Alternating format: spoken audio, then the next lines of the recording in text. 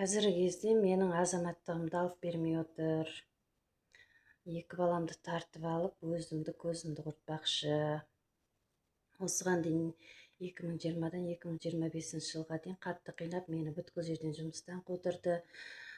Атымды қаралады, біресе псих деп айтты, біресе жеңіл жүрісті деп айтты. Оның айтуының себебі, мен бірінші оздоровительный массажист болып жұмыс істедім. Сол жұмысымды тоқтату үшін айтты.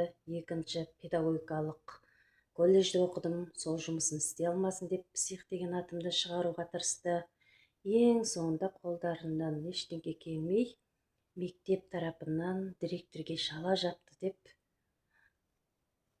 жала жапқаның үшін сені депорт қыламыз деп, Қаскелең қаласының